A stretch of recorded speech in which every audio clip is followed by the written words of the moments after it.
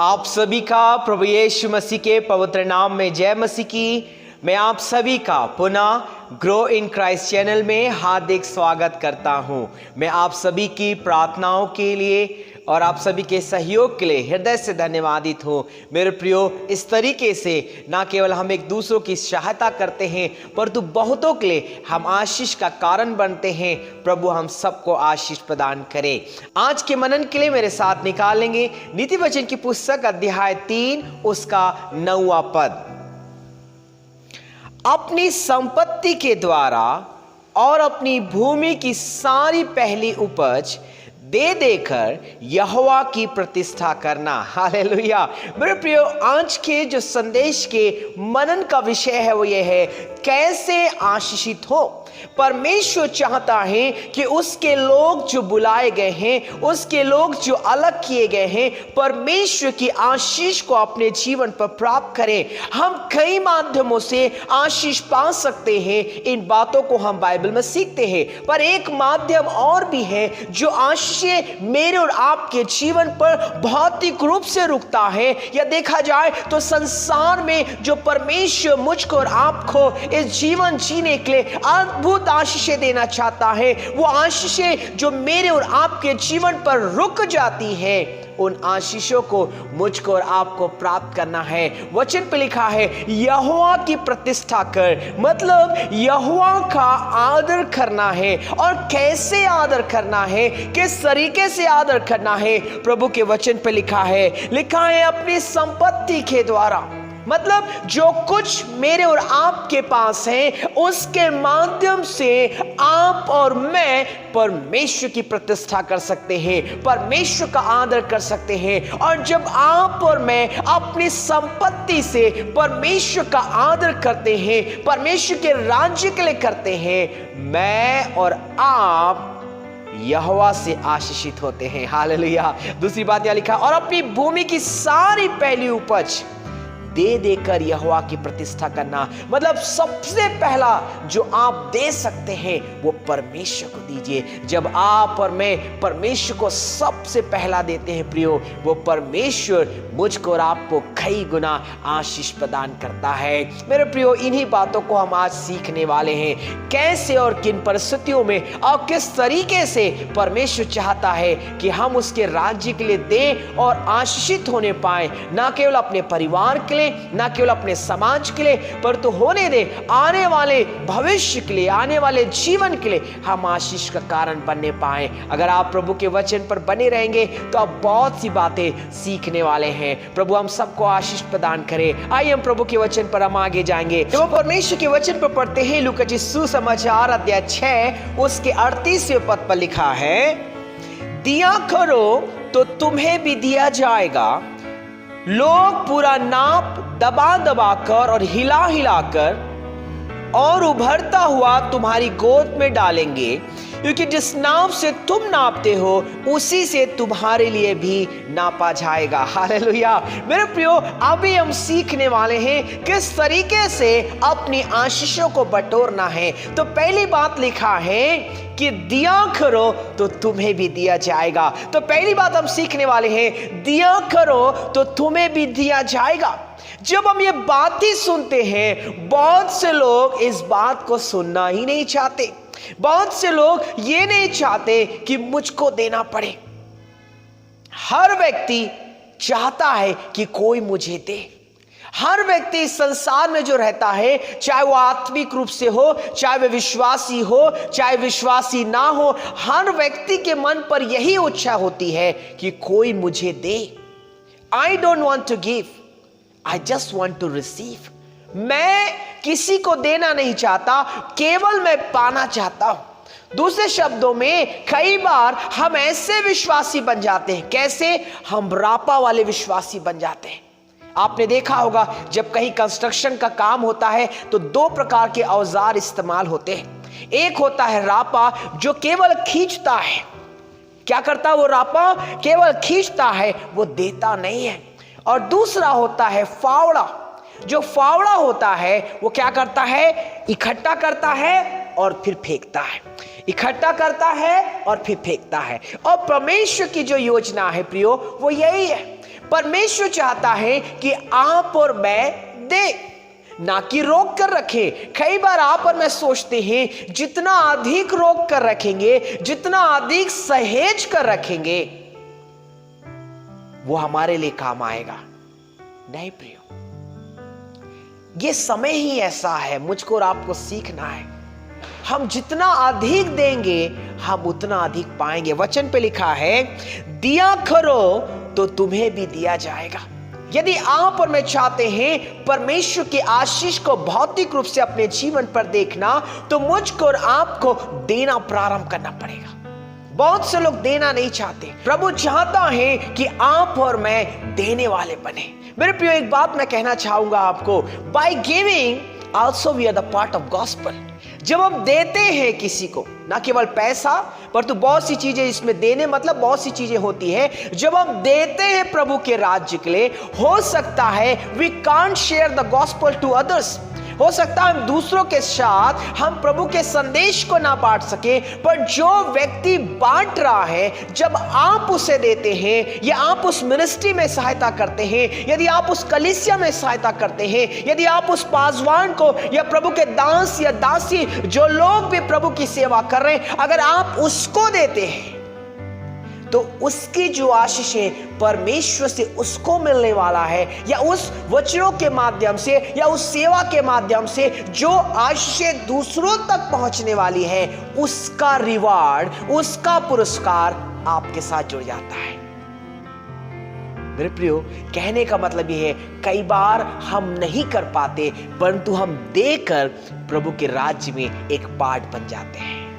Hallelujah, hallelujah. मुझे एक घटना स्मरण आती है जो यूहन्ना अध्याय 6 उसके 9वें पद में लिखा है। यहां एक लड़का है जिसके पास जौ की 5 रोटी और 2 मछलियां हैं, परंतु इतने लोगों के लिए वे क्या हैं? हालेलुया। जब इस लड़के के विषय पर मैं सोचता हूं, मैं बहुत आनंदित हो जाता हूं। व्यक्तिगत रूप से ये वचन मुझसे ही अधिक बात करता है। मुझे पता नहीं आपसे प्रभु का वचन बात करेगा कि नहीं। इस वचन को मैं बार बार पढ़कर अपने आप को उत्साहित करता हूं कि कई बार इस लड़के के जीवन से मुझको और आपको सीखना है। हम सीख रहे हैं, दिया करो तो तुम्हें भी दिया जाएगा। इस लड़के ने विषम परिस्थिति में प्रभु यीशु के राज्य के लिए किया। हम देखते हैं यहाँ पर एक बड़ी भीड़ इकट्ठी हो गई थी, और हम देखते हैं प्रभु यीशु मसीह अपने चेलों से कहता है लोगों के लिए खाने की व्यवस्था करना है, और चेले बोलते हैं यहाँ बहुत से लोग हैं, मुश्किल सा लगता है।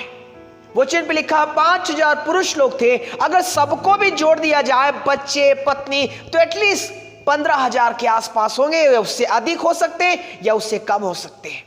पर इस पूरी घटना में एक लड़का बहुत मुख्य बिंदु पर हम देखते हैं, और इस लड़के ने एक अद्भुत काम किया। इस लड़के की मां ने इसको टिफिन दिया था। इस लड़के की मां ने इसको 5 रोटी और 2 मछली दी थी ताकि वो खाए और प्रभु यीशु मसीह के वचन का प्रचार को सुने। और हम देखते हैं इस लड़के ने, जब प्रभु यीशु मसीह जब पहाड़ी उपदेश दे रहे थे, जब प्रभु यीशु मसीह कई स्थानों पर उपदेश दे रहे थे, तो प्रभु यीशु मसीह ने ही कहा था कि दिया करो तो तुम्हें भी दिया जाएगा। और जब ये बात पता चली तो प्रभु के एक चेले ने इस लड़के से कहा, आपके पास 5 रोटी और 2 मछली है, क्या आप प्रभु के हाथ में देना चाहेंगे? यहां पर किसी के पास कुछ नहीं, पर मुझे आपके हाथ में 5 रोटी और 2 मछली दिखता है, क्या आप प्रभु के राज्य के लिए देना चाहेंगे? आप देखिए, वो एक लड़का सा था। मोस्ट प्रॉब्ली इतना बड़ा नहीं होगा कि वो कहे कि हाँ अंकल ले लीजिए, मैं विचार करता हूं वो छोटा रहा होगा। और आप खुद सोचिए, अगर आपके और मेरे घर में कोई बच्चा है, अगर आपने उसके लिए टिफिन रखा है, अगर वो बाहर स्कूल गया है या पिकनिक पे गया है, किसी और स्थान पर घूमने के लिए गया है, अगर आप उसके टिफिन को मांगेंगे तो क्या वो टिफिन अपना इजीली दे सकता है? I think it's not easy work. It's not easy at all to give. ये इतना ईजी नहीं है अपने टिफिन शेयर करना। परंतु इस लड़के ने प्रभु के वचन को सुना था। उसको पता था मुझे अगर आशीषित होना है तो प्रभु यीशु मसीह ने कहा दिया करो तो तुम्हें भी दिया जाएगा। और जिस नाप से तुम नापते हो उस नाप से तुम्हारे लिए भी नापा जाएगा। Hallelujah, hallelujah. इस लड़के ने अपनी रोटी प्रभु के राज्य के लिए दे दिया। हालेलुया। और क्या हुआ? वचन पे लिखा अंत में, मैं इस पूरी जो वर्णन यहां पर लिखा है प्रभु यीशु मसीह के उस अद्भुत आश्चर्य कर्म के बारे में लिखा, उसको छोटा करते हुए कहता हूं, क्या हुआ? अंत में 12 टोकरियां बच गई। और वचन पे लिखा सारे तृप्त होने के बाद 12 टोकरियां बच गई। मेरे प्रियो, आप सोचिए, एक लड़के ने निर्णय लिया, एक लड़के ने निर्णय लिया, एक लड़के ने निर्णय लिया प्रियो, उस एक लड़के ने 15,000 से अधिक लोगों के लिए वो आशीष का कारण बन गया। Hallelujah, hallelujah. जब मैं इस वचन को सुनता हूं और पढ़ता हूं प्रियो, मेरा हृदय प्रफुल्लित हो जाता है कि एक लड़का 15,000 से ऊपर लोगों के लिए आशीष का कारण बन गया। उसने क्या किया? उसने दिया जो उसके पास था। वो चाहता तो भाग सकता था, वो चाहता तो रोता बैठकर, लेटकर बैठता, बोलता मैं अपनी रोटी नहीं दूंगा, मैं अपना मछली नहीं दूंगा, मैं खाऊंगा, मैं भूखा हूं। वो रो सकता था। अब मैं विश्वास करता हूं चेले लोग उसको डिस्टर्ब नहीं करते, अरे भैया बच्चा रो रहा है छोड़ो। पर उस बच्चे ने प्रभु के वचन को सुना और उसको अमल किया। हालेलुया। मेरे प्रियो, जब हम नीति वचन अध्याय 11 उसके 24वें पद को पढ़ते हैं तो वहां लिखा है, ऐसे हैं जो छितरा देते हैं तो भी उनकी बढ़ती ही होती है, और ऐसे भी हैं जो यथार्थ से कम देते हैं और इससे उनकी घटती ही होती है। हालेलुया।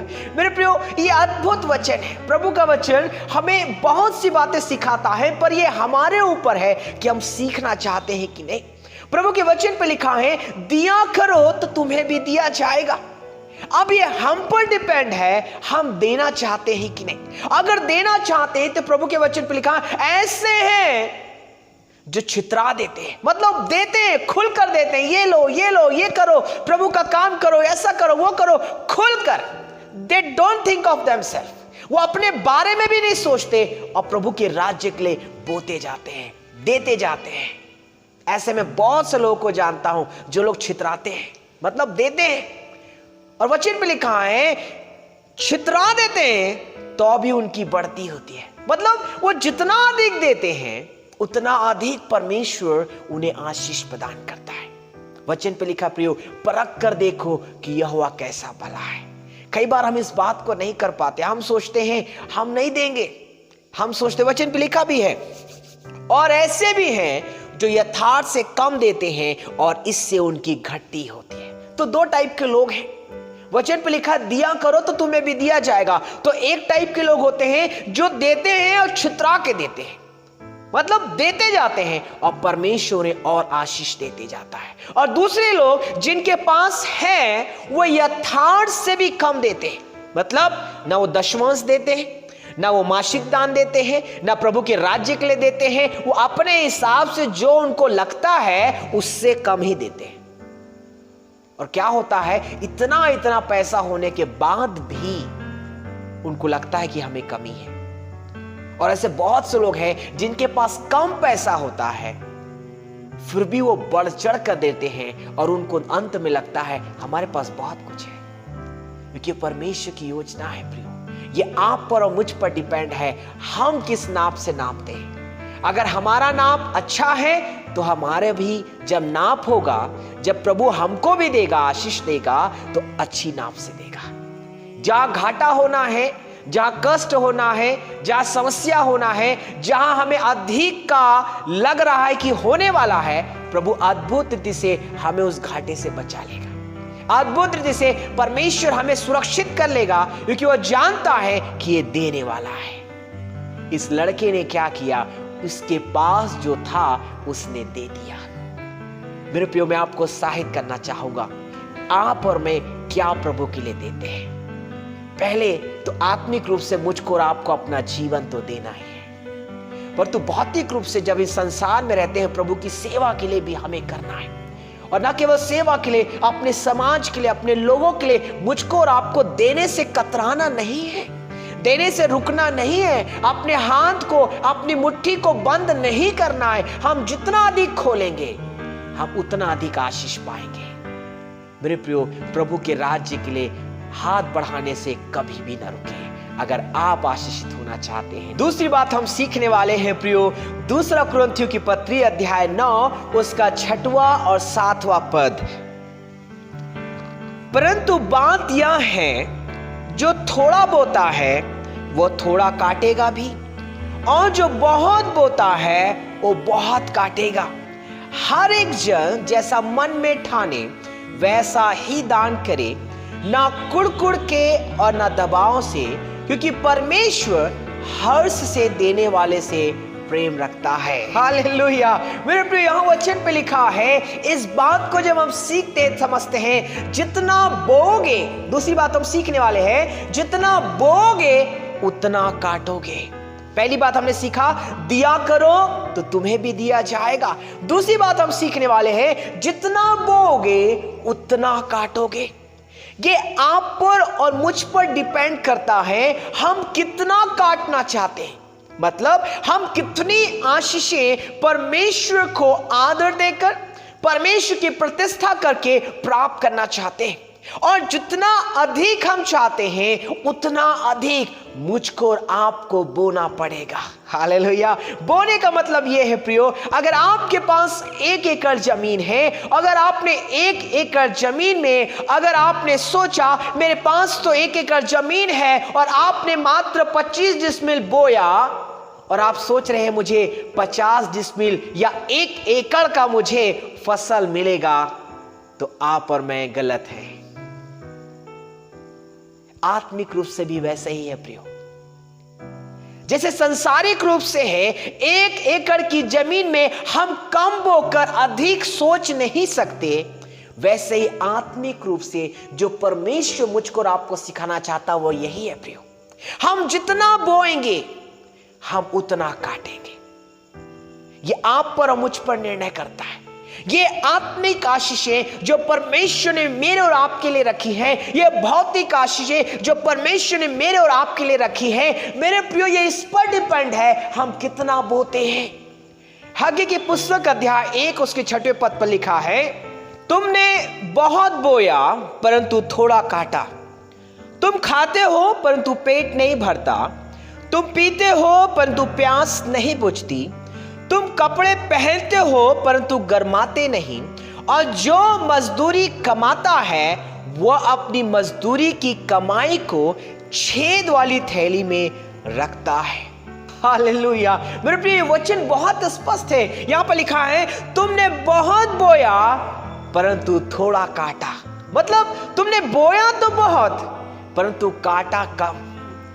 मेरे प्रियो, इस बात को समझना है, वो इसलिए क्योंकि तुम छेद वाली थैली में रखते हो। जो भी आप बो रहे हैं, जो भी आप कर रहे हैं, चाहे आप प्रभु के राज्य के लिए करें या किसी और के लिए करें, अगर हम दिखावे का कर रहे हैं, अगर हम लोगों के सामने दिखाने के लिए अपने एनवेलप को लेकर जा रहे हैं, लोगों के सामने अगर हम दिखाकर कर रहे हैं, या प्रभु के राज्य के लिए हम दिखाकर, हम चाहते हैं हमें बड़ा नाम मिले, हमें बड़ी प्रसिद्धि मिले और लोग हमें वहां ही लौटाए हमारे कि इस प्रभु के लोग ने इस प्रभु के लोगों के साथ ऐसा किया, तो आप और मैं अपने उस आशीष को खोते जा रहे हैं। पर्पसफुली करना यह अच्छा नहीं है। अगर कोई कह रहा है कि इस व्यक्ति ने प्रभु के राज्य के लिए इतना दिया तो वेल एंड गुड, पर तो कोई व्यक्ति चिल्ला चिल्ला कर बताए कि मैंने ये किया है, मैं ऐसा कर रहा हूं, मैं उसको कर रहा हूं, तो हम अपनी आशीषें खो देते हैं। वचन पे लिखा है, दूसरा कुरिन्थियों की पत्री अध्याय 9 उसके 7वें पद पर, हर एक जन जैसा मन में ठाने वैसा ही दान करे, ना कुड़कुड़ के और ना दबाव से। हालेलुया। मैं और आप बोते बहुत हैं, प्रभु के राज्य के लिए बहुत करते हैं, पर अगर काट कम रहे हैं तो हम यहां पर गलत कर रहे हैं। पहली बात, हम कुड़ कुड़ के कर रहे हैं। प्रभु का दास बोल रहा है इसलिए कर रहे हैं, कलीसिया में हो रहा है इसलिए हम कर रहे हैं, किसी ने कहा अरे आपको करना चाहिए इसलिए कर रहे हैं, मन नहीं कर रहा है फिर भी कर रहे हैं, तो हम कुड़कुड़ा के करेंगे तो हम आशीष नहीं पाएंगे। पहली बात। दूसरी बात, वचन पे लिखा है ना दबाव से। किसी के दबाव में आंख प्रभु के राज्य के लिए ना करें। कभी भी ये ना सोचे वो कर रहा है तो मेरे को भी करना पड़ेगा, वो पैसा दे रहा है तो मेरे को भी देना पड़ेगा ना। ऐसा सोचकर कभी प्रभु के राज्य के लिए ना करें, क्योंकि ऐसा करके हम अपनी आशीषें खो देते हैं।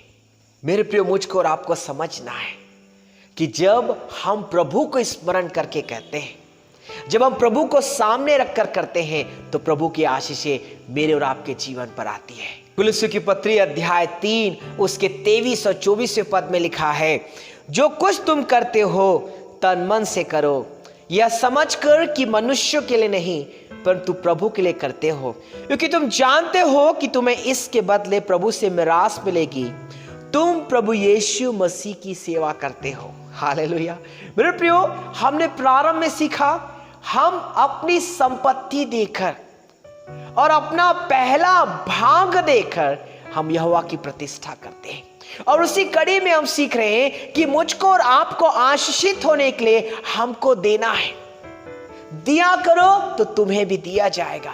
दूसरी बात हमने सीखा, जितना बोगे उतना काटोगे। मेरे प्रियो, उसी के साथ इस बात को कहकर हम प्रार्थना करने वाले हैं। वचन पर लिखा है, जो कुछ करो तन मन से यह समझ कर करो कि मनुष्यों के लिए नहीं परंतु प्रभु के लिए करते हो।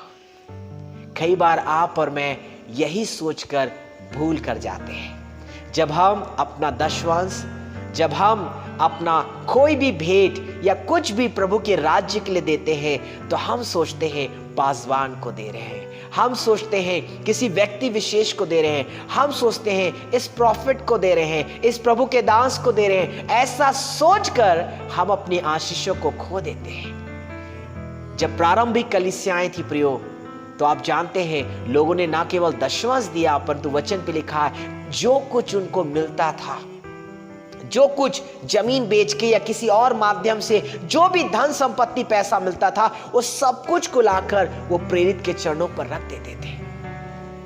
मेरे प्रियो, कहने का मतलब ये है, उन्होंने वचन पे लिखा है जितना भी किया उससे केवल प्रभु के राज्य की बढ़ोतरी हुई।